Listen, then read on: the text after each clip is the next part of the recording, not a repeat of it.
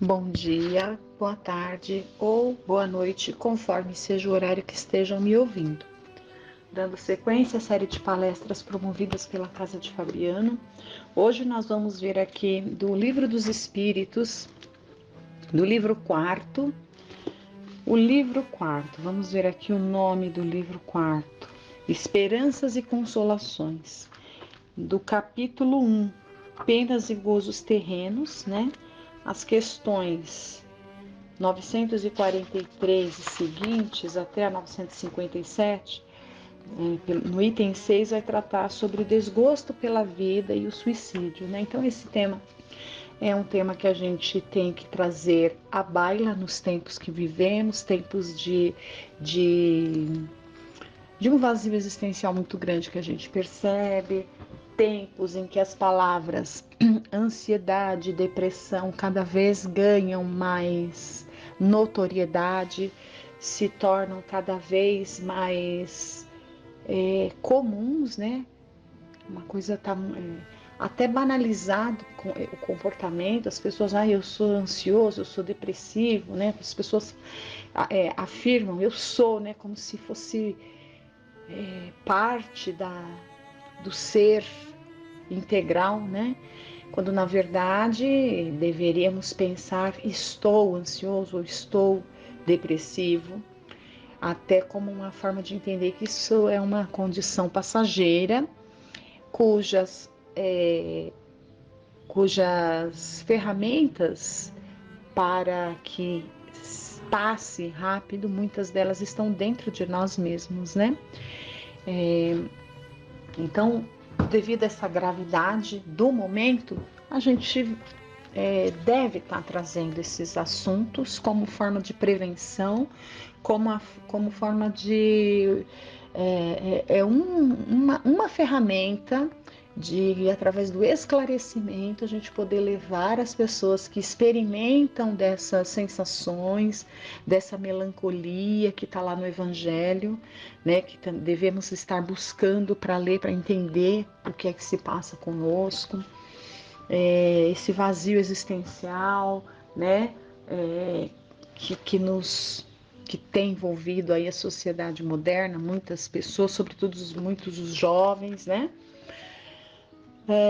Então é somente através do conhecimento, do entendimento do porquê dessas situações e das consequências que esses atos extremos, né, o ato extremo no caso do suicídio, é só no conhecimento das consequências que um ato extremo vai gerar, porque as pessoas buscam isso como uma forma de fuga, mas na verdade aqueles que assim procederam e graças ao Espiritismo, graças ao Consolador prometido, graças a essas vozes do além, né, vem para nos mostrar, para nos alertar e para dizer: essa fuga é uma ilusão, não conseguimos fugir jamais de nós mesmos. E nós que sabemos que somos espíritos eternos, né, nós que somos espíritas já sabemos que se aniquila o corpo, mas jamais se aniquila o espírito. Vamos então, ali por uma razão muito lógica, perceber que essa fuga será uma ilusão. Na verdade, nós vamos nos defrontar com a dura realidade, né? Então, por isso, do esclarecimento, do conhecimento que vai nos libertar. Então, eu vou trazer aqui agora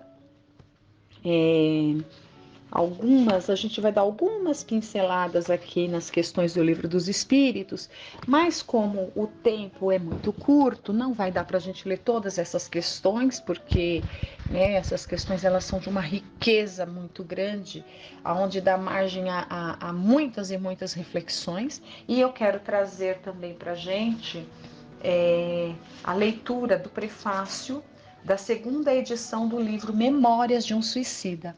Esse livro é um serviço de utilidade pública nos tempos em que as pessoas se deixam levar por esses sentimentos, né? Essa melancolia desenfreada, as pessoas que sofrem aí com uma ansiedade que não conseguem controlar, e que por vezes se transforma numa melancolia, e que por vezes vai crescendo, se transforma numa depressão, né? E se não bem tratada, se não contida, não é contida a palavra não é contida, é trabalhada. Esses sentimentos, eles não podem ser contidos.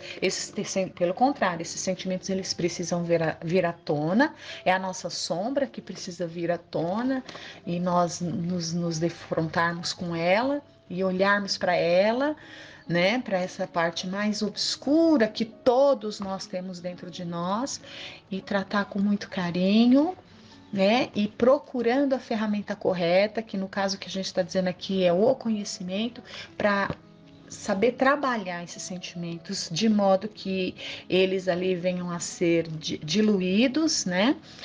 Dando espaço a outros bons sentimentos, como a esperança, a fé no futuro, a certeza de que um futuro melhor nos aguarda, porque sim, nos aguarda, conforme as promessas de Jesus, né?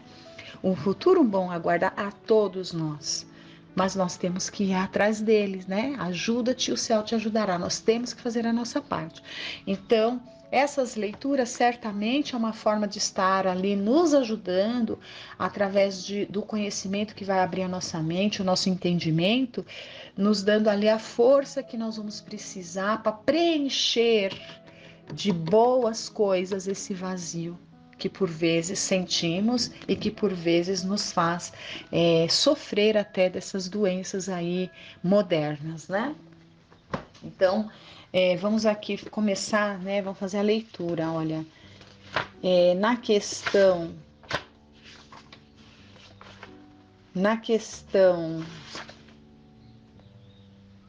Peraí, que eu me perdi aqui. Questão 943 do Livro dos Espíritos. Olha, de onde vem o desgosto pela vida que se apodera de alguns indivíduos sem motivos plausíveis? É aquilo que lá no Evangelho, segundo o Espiritismo, tem lá um trecho, a melancolia, no capítulo 5º, se não me engano, né? Então, a resposta dos espíritos, né? De onde vem esse desgosto pela vida, que se apodera de alguns indivíduos sem motivos, não se sabe por que a gente perde aquela vitalidade, aquele desejo de fazer, de estar vivo, né? Aquela gratidão até pela vida. Então, a resposta dos espíritos, efeito da ociosidade, da falta de fé e geralmente da saciedade. Para aqueles que exercem as suas faculdades com fim útil e segundo as suas aptidões naturais, o trabalho nada tem de árido e a vida se escoa mais rapidamente. Suportam as suas vicissitudes com tanto mais paciência e resignação, quanto mais agem tendo em vista a felicidade mais sólida e mais durável que os espera. Então, como eu disse, a felicidade nos aguarda. É um direito nosso garantido, todos nós vamos adquirir esse direito, mas nós temos que ir atrás. O que a gente percebe hoje em dia, uma sociedade cada vez mais hedonista. O que é isso? É uma sociedade cada vez querendo mais o prazer e o mais fácil com o menor esforço. Tudo aquilo que gera esforço e desconforto, a gente quer fugir. Não estamos preparados, achamos que não merecemos sofrer. Veja, quando a gente observa, entende, alarga a nossa compreensão de que o sofrimento ele é necessário, mas não como aquela coisa punitiva, como a gente aprendeu, né, no passado, em outras experiências de religião, provavelmente pelas quais passamos, de que sim, eu mereço sofrer, eu mereço ser castigado porque eu pequei, minha culpa, minha tão grande culpa, aquela coisa do autoflagelo, né?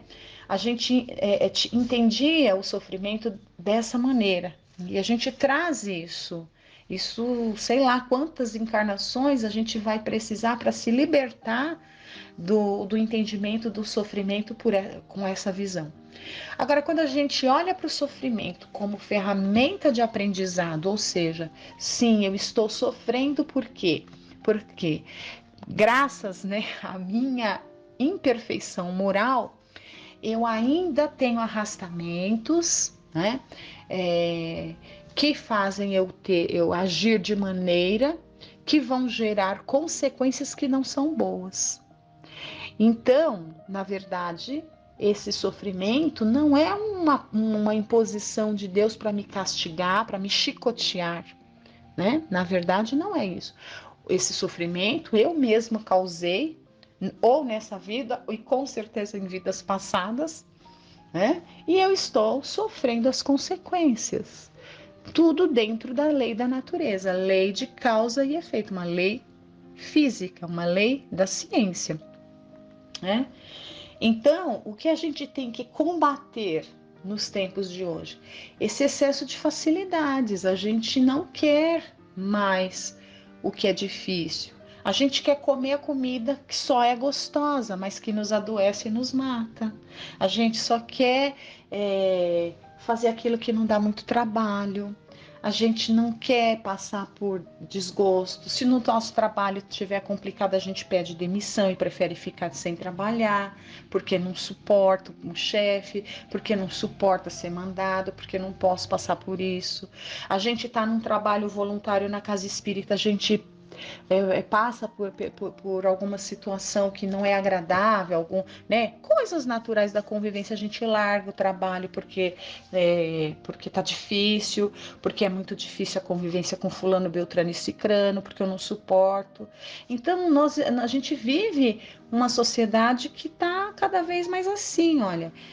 Então, o efeito da ociosidade, a gente prefere às vezes deixar de fazer alguma coisa e ficar ali, ou só buscando coisas fúteis que não nos preenchem, né? Não fazemos, às vezes, alguma coisa de útil, de verdade, que preenche a nossa alma e que, portanto, nos dá alegria de viver, né?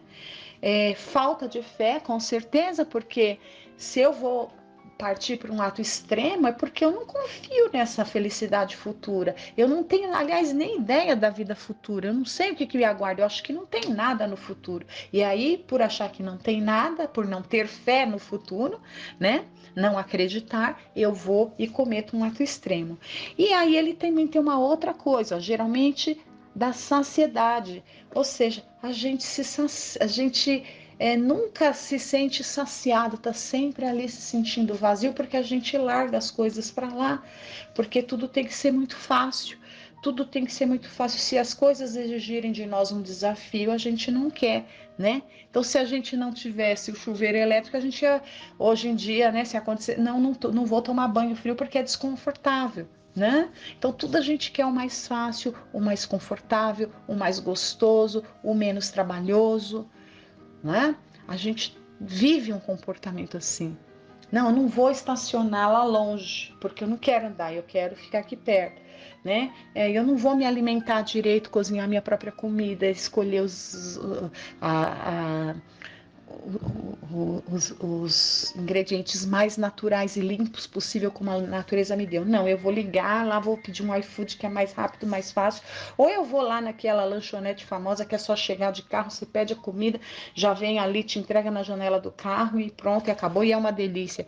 Então, a gente vive uma vida assim, querendo só as facilidades, em tudo na vida, né? Em tudo na vida. A gente se afastou daquela coisa da luta que nos torna mais fortes, né? E mais realizados em todos os sentidos. Continuando aqui, olha. O homem tem o direito de dispor da sua própria vida? Resposta: não. Somente Deus tem esse direito. O suicídio voluntário é uma transgressão dessa lei. Então, aqui está falando do suicídio voluntário. Por quê? Porque muitas vezes, a gente, até pela forma como a gente vive, na grande maioria das vezes, a gente pratica aí um suicídio involuntário, porque a gente não cuida realmente do corpo que Deus nos presenteou, né, para o nosso desenvolvimento. Então, quando a gente deixa de cuidar da nossa máquina, que vai nos garantir a vida biológica, né, por algum excesso que seja, e a gente vai danificando a máquina e, por consequência, até diminuindo o tempo que aquela máquina estava programada para existir, né? Ou diminuindo o tempo, ou fazendo com que ela não funcione tão bem. Às vezes, um corpo adoecido não vai ter condições, não vai ter as forças necessárias para executar as tarefas que o espírito precisa, né? Então, nesse caso, seria um suicídio involuntário, mas aqui no caso está falando do suicídio voluntário, aquele que a pessoa decide dar cabo da vida ali instantaneamente, né? E essa é uma grande transgressão à lei de Deus. E aí, né, derivado dessa, o suicídio não é sempre voluntário? E a resposta, o louco que se mata não sabe o que faz. Que interessante essa resposta, né? O louco que se mata não sabe o que faz. O que ele está dizendo aqui, a resposta do espírito, né? Quanto maior a nossa lucidez, quanto maior a nossa consciência, maior a nossa responsabilidade. Ou seja, a quem mais é dado, mais será cobrado. O louco que se mata, por vezes ele não sabe, ele não tem nem consciência do ato que ele praticou. Como é que ele vai ser penalizado, né, aos olhos de Deus, da mesma forma como aquele que tinha plena consciência, né? O que pensar do suicídio que tem por causa o desgosto da vida? A resposta: insensatos. Por que não trabalhavam? A existência não lhes teria sido tão pesada, né? Ou seja, por que desperdiçou a chance da vida de trabalhar, mas no sentido, né, de fazer alguma coisa que dá sentido para a sua vida, de ter um propósito de vida. Esse propósito de vida, ele pode ser adquirido, né, se a gente souber fazer ali o nosso autoconhecimento, talvez na nossa profissão. A gente pode usar a nossa profissão e deveríamos usar a nossa profissão não só como uma forma de ganhar dinheiro e de nos manter, né, de nos proporcionar sustento, mas também como um propósito de vida. O que é essa minha profissão, na hora que eu estou exercendo ela, tá, tudo bem, eu vou receber meu pagamento lá no final do mês, que eu preciso, claro, mas o que mais ela vai me preencher? Eu estou fazendo ali por uma mera obrigação, eu estou insatisfeito com essa profissão? Então é hora de pensar, né? Então, qual seria a profissão que me daria prazer, alegria e satisfação, de modo que mesmo eu recebendo a minha paga lá no final do mês, eu estaria feliz e satisfeito porque eu estou proporcionando algo de bom para mim e para os outros e para alguém, para a sociedade, né? Então esse propósito de vida, essa autorrealização, ela poderia ser feita não só até na nossa profissão, mas também através de um trabalho social, né? A gente tem que buscar nos envolver com atitudes que vão nos fazer sentir assim. E sempre a gente vai perceber que as atitudes que preenchem a nossa alma são as atitudes que têm a ver em beneficiar o próximo. E eu termino então por aqui essa leitura do Livro dos Espíritos, né? E fica aí o convite para que todos possam ler essas questões. Temos aí 2 minutos, eu quero ler o prefácio da 2ª edição do livro Memórias de um Suicida. Esse prefácio foi escrito por Leon Denis, né? Esse prefácio da 2ª edição, 1957. A primeira edição foi em 1954.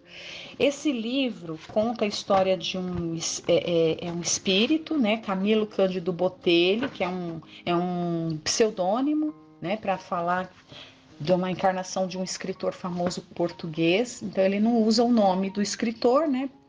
Então ele usa esse pseudônimo aí. Mas a gente, pelo livro aqui na leitura, a gente vai facilmente deduzir quem que é o escritor, né? Então esse nome é um nome fictício. E esse livro, o mentor desse espírito, né? O mentor desse espírito lá no plano espiritual, que deu toda a acolhida, que estava ali acompanhando ele nessa tarefa de transmitir através da mediunidade da Ivone Pereira todas as experiências que ele viveu lá no plano espiritual após cometer o suicídio, foi toda acompanhada e foi toda... vamos dizer assim, o mentor dele ali, né, para esse trabalho foi Leon Denis, em espírito também, porque Leon Denis desencarnou em 1927, né? Então, o prefácio dessa 2ª edição foi pelo espírito, portanto, de Leon Denis, olha. Então ele fala da revisão, não vai dar para ler tudo porque já é 1 minuto, já deu na verdade, né? 20 minutos agora. Mas vamos lá, olha. Então Leon Denis vai dizer assim, olha. E a revisão se impunha, teve que fazer uma revisão da primeira edição, né?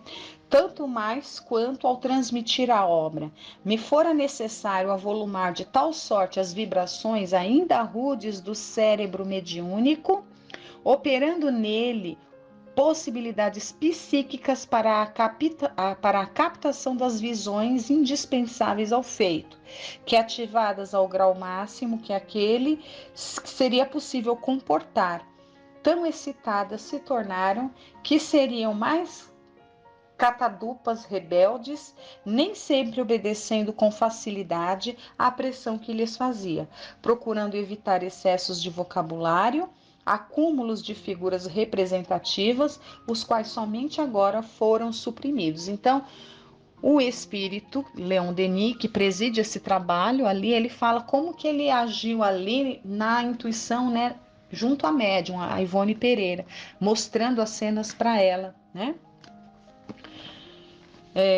Então ele diz aqui, ele continua, olha, nada se alterou, todavia, na feição doutrinária da obra, como no seu particular caráter revelatório. Entrego-a ao leitor pela segunda vez, tal como foi recebida dos maiores que me incumbiram da espinhosa tarefa de apresentá-la aos homens. E, se procurando esclarecer o público, por lhe facilitar o entendimento de fatos espirituais, nem sempre conservei a feitura literária dos originais que tinha sob os olhos. No entanto, não lhes alterei nem os informes preciosos, nem as conclusões que respeitei, como labor sagrado de origem alheia. Que medites sobre essas páginas, leitor, ainda que duro se torne para o teu orgulho pessoal o aceitá-las. E se as lágrimas alguma vez rociarem tuas pálpebras, à passagem de um lance mais dramático, não recalcitres contra um impulso generoso de exalçar o teu coração em prece piedosa por aqueles que te estorcem nas trágicas convulsões da inconsequência de infrações às leis de Deus. Leon Denis, Belo Horizonte, Minas Gerais, 4 de abril de 1957. Então, essa introdução aqui, né, fica o convite para que se leia este livro maravilhoso, né, que é um grande aprendizado para aqueles que, para todos nós, né, para aqueles, né, para todos nós, né, é um livro que por vezes pode nos chocar ali com as cenas, né, porque como foi falado, ele disse aqui, a médium via tudo como se ela estivesse ali no, né, eram cenas ali que ela, como se ela tivesse se transportado no tempo e estivesse presente nas cenas que era mostrada para ela e ela descreve tudo ali, né? Então, um livro minucioso, por vezes nos sentimos ali chocados, mas esse choque a gente precisa ter. É aquilo que foi lido na primeira questão do Livro dos Espíritos. A gente não pode se sentir tão fragilizado. Ai, não, isso eu não quero ver. Né? A gente tem que se defrontar muitas vezes com a realidade. E a realidade, muitas vezes, ela é dura e ela é difícil. A gente precisa se defrontar com ela para quê? Encará-la cara a cara, para que através do conhecimento nós possamos alterar essa realidade. Então fica o convite para a leitura, não só do capítulo inteiro ali do Livro dos Espíritos, que trata sobre o suicídio, mas também essa obra monumental aqui, Memórias de um Suicida. Agradeço a todos, fiquem com Deus, uma ótima semana.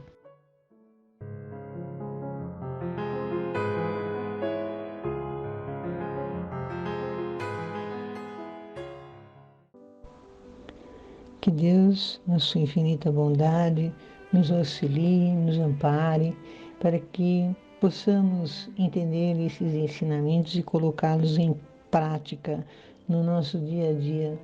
Eu vou ler agora um trecho do livro Espírito e Vida, psicografado por Divaldo Pereira Franco e ditado por Joana de Ângeles. O título é Orar Sem Cessar. E a Joana de Ângeles tem como base do seu texto um trecho do Evangelho segundo o Espiritismo, do capítulo 27, item 11. Pela prece, obtém o homem o concurso dos bons espíritos que acorrem a sustentá-lo em suas boas resoluções e a lhe inspirar ideias sãs. Ele adquire desse modo a força moral necessária a vencer as dificuldades e a volver ao caminho reto, se deste se afastou. Agora vamos ver então os textos da Joana de Ângeles. Com muita propriedade, o apóstolo Paulo, na primeira epístola aos companheiros da Tessalônica, assevera: orai sem cessar. Então nós podemos orar sempre, nos momentos em que precisamos de ajuda, nos momentos de alegrias, nas realizações das tarefas no lar, no trabalho, na rua, nos estudos. Quando conversar com alguém para pedir e agradecer uma informação ou em outra situação. Orar, entretanto, não é apenas falar a Deus em longos recitativos ou guardar a alma em atitude estática, numa contemplação inoperante e improcedente. Com o Senhor, aprendemos que orar é servir, convertendo dificuldades em bênçãos e acendendo lâmpadas da esperança nas sombras por onde seguem as almas. Então, orar a Deus pedindo auxílio é imprescindível, mas temos que fazer a nossa parte. Deus nos auxilia de muitas formas, nos intuindo através dos espíritos amorosos, inspirando alguém para nos dizer algo que seja útil para nós. Todos nós temos um espírito protetor que nos acompanha, mas temos que fazer a nossa parte. Através do trabalho, com boa vontade, estamos em prece também. Estamos em prece quando auxiliamos alguém em angústia ou faminto, mesmo no trabalho profissional, dedicando-se para que o todo tenha bons resultados. O trabalho com dedicação, boa vontade é oração. A Joana diz: com ele sabemos ser a oração mensagem que flui da alma em direção ao Criador e reflui do Criador para a alma como bênção socorrista. Então, através da prece, a alma que se eleva a Deus entra em sintonia com o nosso Criador. A prece é sempre válida quando é ditada pelo coração. Não importa de qual religião seja a prece, pois Deus não se prende a fórmulas, conforme podemos ler no Evangelho segundo o Espiritismo, no capítulo 28, no item 1. No mesmo item é citado, segundo São Paulo, que a prece deve ser inteligível, a fim de que possa falar ao coração daquele que ora. Também a prece deve ser clara, simples e concisa. Cada palavra deve ter sua importância, revelar uma ideia, deve fazer refletir.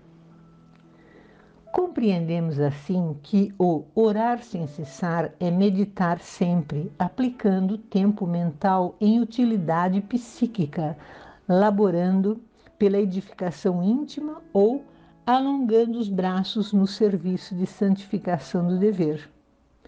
Orar, então, vemos nesta frase, é aplicar o tempo no bem e usar a mente em atos benfazejos. Portanto, cumprir os deveres com dedicação é prece. Inquietado pelo tumulto das atividades a que se liga, o homem muitas vezes não se prepara para a oração constante, reservando no canhenho dos deveres humanos tempos pequenos e determinados para o diálogo com aquele que é o hálito e a causa da vida. E é natural que sua débil voz se perca no tumulto interno sem atingir os ouvidos celestes. Então, neste parágrafo é citado que o homem, sempre atarefado, apressado, não se prepara para a oração constante. E o que é oração constante, se não fazer tudo com dedicação, com amor, cumprir o dever fazendo o melhor de si, trabalhar com dedicação. Em meio a tantas tarefas, com excesso de preocupações, a prece não tem as características ideais, mas antes de iniciar o trabalho, é possível orar com calma, contando com o auxílio divino para manter-se em equilíbrio durante todo o trabalho. Mensagens mal impressas ou transmitidas em frequência irregular não alcançam os portos de destino, perturbadas pela estática ou interrompidas pela falta de potencialidade que as conduza nos veículos deficitários do instrumento transmissor. Evidentemente que, não recebidas, ficam sem respostas.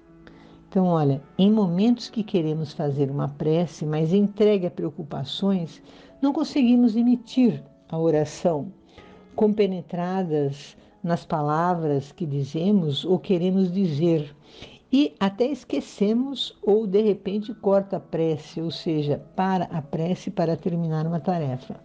Uma prece assim confusa não é atendida, não tem sintonia com o plano maior. Compenetrar-se no trabalho com dedicação e cumprir os deveres a que se propôs realizar é também uma prece.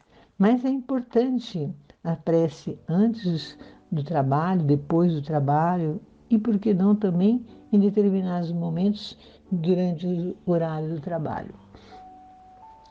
Orar sem cessar para que os recados continuados atinjam as instâncias do mundo superior. O homem honrando-se no trabalho do campo, ora. O oleiro modesto na confecção nobre do vaso, ora. O operário eficiente na materialização do compromisso, ora. O sacerdote em visitador, ora. O instrumentalista em exercício digno, ora. O mestre ministrando as páginas da vida na formosa ciência do ensino, ora. O profissional acadêmico trabalhando fiel ao juramento, ora. Vemos aqui que o trabalho no lar ou em uma empresa ou em um trabalho autônomo, com dedicação e boa vontade, estaremos orando, pois o trabalho é uma lei da natureza, nos ensinam os Espíritos e está registrado no Livro dos Espíritos, na questão 674. E na 675, vemos que toda ocupação útil é trabalho.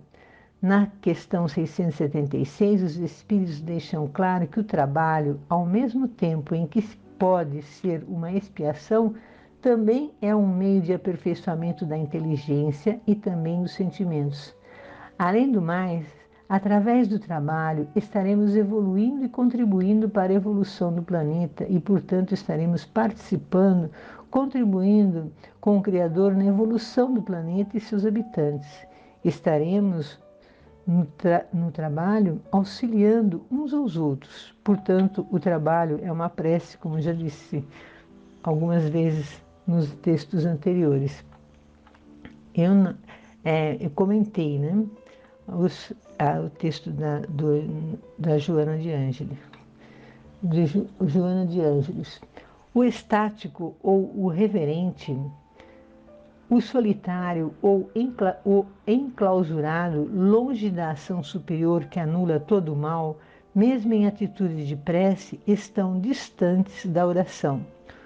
O estático é aquele que fica parado e o reverente é o apreciador, né? O que reverencia. Então, a oração atinge planos elevados quando associada às boas ações, ao interesse do bem, na participação construtiva da sociedade, do planeta, da família. Orar é a emanação de cada um de nós buscando a elevação, a evolução, e como já vimos, o trabalho pode ser uma oração, dependendo de como trabalha, como se dedica ao trabalho. Tem um ditado que diz: o trabalho dignifica o homem, pois, através do trabalho, passamos por situações que nos levam a nos conhecermos e analisarmos quem de fato somos e quem queremos ser. Estamos assim para evoluir, e isto pede reflexões sobre nós mesmos. Aquele que não trabalha não está desenvolvendo suficientemente o tanto quanto poderia, né? E também o trabalho construtivo, né? Para todos. Na incomparável prece que Jesus nos ensinou, o Pai Nosso, encontramos a síntese sublime das aspirações humanas, em forma de colóquio ideal com o excelso Criador. Então, no Evangelho segundo o Espiritismo, no capítulo 28, item 2, no prefácio sobre a oração do Pai Nosso, os Espíritos esclarecem que esta prece resume todos os deveres do homem para com Deus, para consigo mesmo e para com o próximo. Encerra uma profissão de fé, um ato de adoração e de submissão, o pedido das coisas necessárias à vida e o princípio da caridade. Dizê-la em intenção de alguém é pedir para ele o que se pediria para si mesmo. Louvor a Deus e exaltação do seu nome e da sua obra, submissão à sua lei de sabedoria e justiça e apelo que é súplica humilde e confiante de filho amado e pai amantíssimo, cujos ricos celeiros de bênçãos sempre se encontram à disposição daqueles que os buscam. Orar é mais do que abrir a boca e pedir, é comungar com Deus banhando-se de paz e renovação íntima. Orar é como arar, agir, atuar como com Jesus Cristo e os espíritos superiores em favor do mundo. A maior oração da vida transcendental do Cristo foi o verbo amar, conjugado da manjedoura ao Gólgota, culminando no ouvido, ou seja, no esquecimento a todo o mal com a mensagem do bem com que ele partiu da terra. Então, Jesus veio a este mundo para ensinar, vivenciando as situações para nosso aprendizado. Ele nos ensinou o que é a caridade, é o amor, o perdão incondicional. Ele é um exemplo do amor a quem devemos nos espelhar. E ainda agora, quando fatores variados conspiram na vida moderna contra a serenidade, a paz e a edificação cristã entre os homens, recorda a necessidade de orar sem cessar, para que o vendaval das paixões não te possa carregar na sua fúria. Então, nosso planeta está num estágio de transição, de um estágio mais atrasado para um planeta mais evoluído. E as fases de transição podemos comparar com uma casa em reforma. Aparece de tudo e tudo precisa ser revisto. Assim está o planeta Terra, numa fase de transição, e muitos espíritos estão tendo as últimas chances de conquistar o direito de continuar reencarnando aqui neste planeta. Portanto, oremos sempre, nos momentos de decisões, no trabalho, nos trajetos de um lugar para outro, no lar, e sempre é muito bom a prática do Evangelho no lar. Uma vez por semana, com dia e horário determinado, fazer uma prece antes da leitura do Evangelho e após a leitura, e os comentários sobre a leitura antes da prece final. É importante a participação dos familiares. É muito bom quando todos da família participam e podem comentar o texto entre eles. Mas não deve se alongar muito neste Evangelho, né? Mais ou menos uns 15 minutos. Para finalizar, vou ler 2 frases do livro Conduta Espírita, psicografado por Valdo Vieira e ditado por André Luiz. O capítulo é Perante a Oração. Quem ora em favor dos outros ajuda a si próprio. Controlar a modulação da voz nas preces públicas para fugir da teatralidade e à convenção. O sentimento é tudo.